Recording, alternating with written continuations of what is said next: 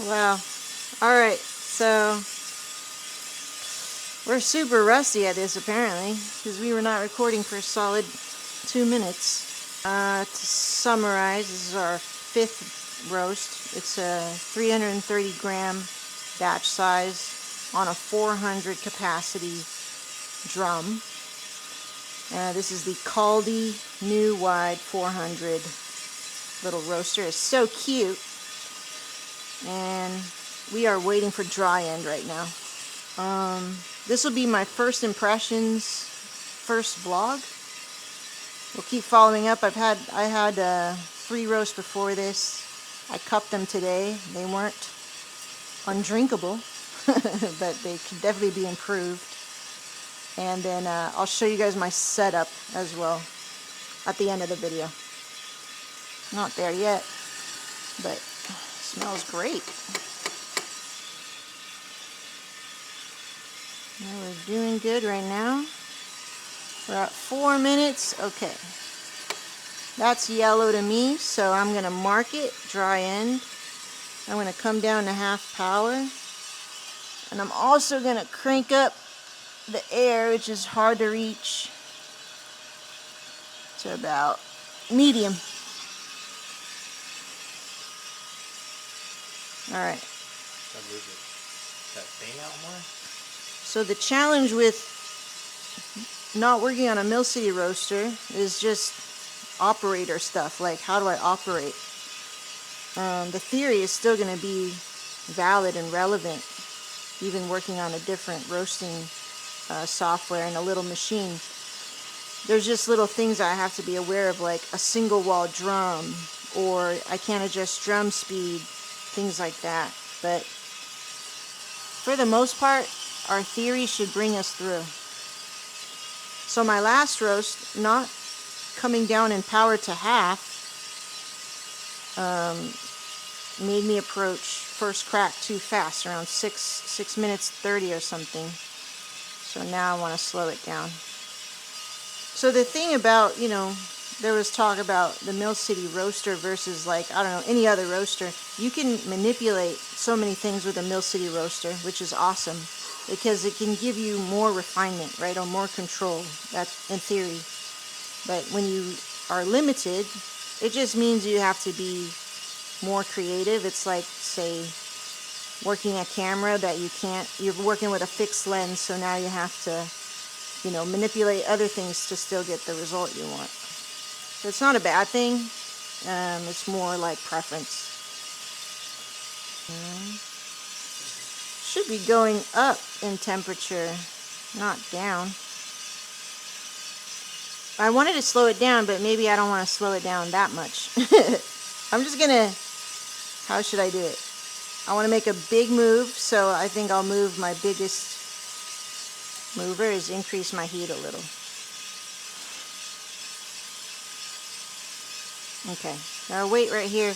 I could have, so that's one thing I used to do easily with the Mill City roaster, because it was so powerful, and maybe the way that I set up my my air was not efficient, so I could manipulate air and gas and not have it be a big effect. But it looks like here, since everything's pretty tight, I need to manipulate one thing at a time and give some time in between manipulating air and gas. That way it doesn't slow down too much like what I'm seeing right now. But that's okay. See, we have this Brazilian coffee. It's going to go to medium no matter what. So I feel like when you're learning, you should pick a coffee that has a lot of margin for error. We're going to have a very long middle and maybe a short last phase. Okay. That's my first crack. So this is the chaff collector, and it's very good. It's a very good chaff collector. And it's also providing airflow to the system, which is pretty cool. Now we're going to have a wonky graph. That's okay. I just want to see the limits of this machine, and what does medium power mean? What does high power mean in in the terms of this roaster, you know. So my official note would be, when I hit dry end, don't touch gas yet. Adjust air first. Look at my numbers, see what that's doing, and then make a gas adjustment. That's better. This is the longest middle phase ever. Yeah, they still look pretty light, so we're just moving along very slowly.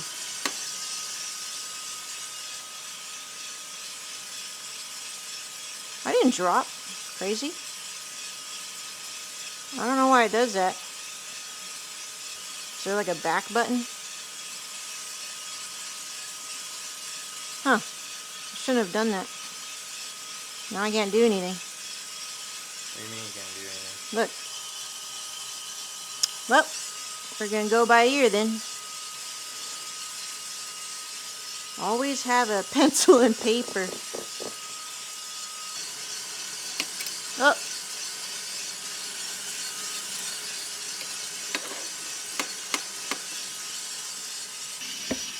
Whoa. Ran out already? My fuel ran out. Oh. Already? Crap. Again. Let's use the big probe. You want me to get another probe? No. I think we're at the end anyway. Well, you didn't even crack it. Yeah, it probably stalled. We're going to see what it looks like. Like 10 at first? Yeah.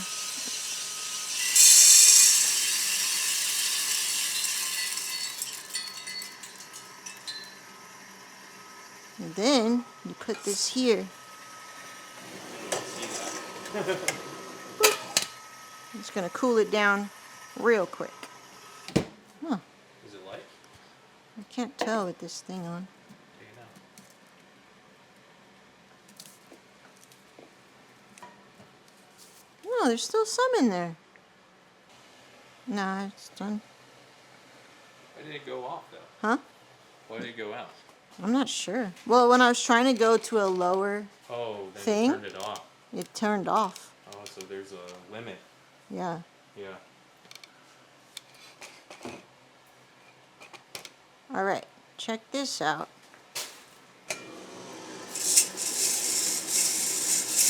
I mean, it looks good. We just didn't hear a crack.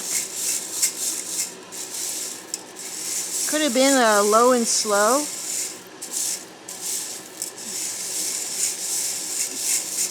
Maybe we baked it.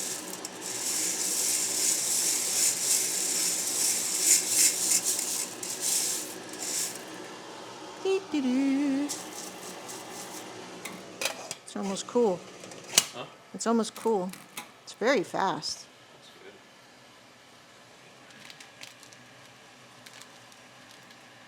good. This is not even hot. That's It's good. just warm. So it really like cools down in here. Anyway, that was our roast. Another wash. We're figuring it out. So you went low last time like that? I went to here only and it cut out. I couldn't even go to like here or something. So I just got to look at the flame and not go all the way to too low or something. Is the knob inaccurate? Yeah. Yeah, probably. Just look at the flame. It's like you only have this much play. Yeah. So now I got to figure out what is really half. It's not here. It's like probably here. That's No. half. Oh no. Not here. Like if that's what I'm really working with, then that's half, right? Yeah. I don't know. That's what I got to figure out. Like the power. How much power do I have? Kind of weird. That's weird. Well, I mean, this is not. Well, this is separate from this. Yeah. Yeah, so. But that's the fun. You just got to figure it out. Okay, first impressions. Can you focus on me? Yeah. And setup. First impressions and setup. So, beyond our disastrous 5th roast again, we're still learning. So, I gotta fix the roaster, what is this? Artisan. And I have to make it stop doing automatic drops. So this thing you can like set it to sense charge and drop. So I want to take that out and just do it manually. I have to figure that out. I'm like super new coming back into Artisan. Other than that, it's a very powerful machine. I really like it. It's pretty responsive because you have an open flame under here. It's a single wall, so it's quite erratic in terms of retaining heat. It's not going to be as stable as, say, a Mill City roaster with double wall, you know. Overall, is made really well. This thing only weighs like 35 dense pounds, but it's still heavy to me. But it feels rock solid construction.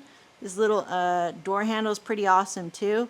This is weird, right? Like in terms of looks, it's not the prettiest, but it's very effective at doing two things, which is collecting chaff and feeding back in here air for airflow and stuff like that. So that's your airflow, which you manipulate in the chaff collector and cooling tray as well. So they're trying to compact a lot of things, and I think that's pretty cool. And you have your little PID machine here. You connect that to your laptop. That's a clean setup. You have open wires like this. It feels very, you know, like tinkering and in your basement sort of roasting, which I like. And the cooling tray is super quick. I would say it's like 2 minutes and you can like touch it. I'm venting out the doggy door with just a long flexible hose.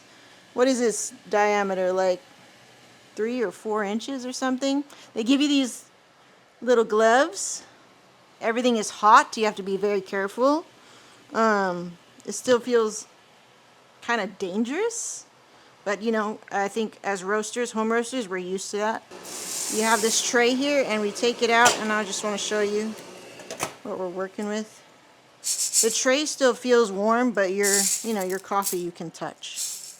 So it's not bad. I think we baked it a little bit. We have some tipping here. So our heat application was not even. We didn't even get a first crack. There's obviously some defects to this, but the drum, in terms of applying heat, is pretty consistent, I'd say. So that's good, because my first roast, which was a seasoning roast, I had some like modeling going on. But yeah, so I really like it. It's going to take some time to get to know this machine as an operator, and then input the whole like being an artist and you know, bringing out flavors that you want. But I really like it. I'm really excited. The setup is fairly simple, but I think when you have a lot of crap like we do, then it becomes a little complicated. So we're gonna figure that out. Other than that, thanks for watching. I guess I'm back.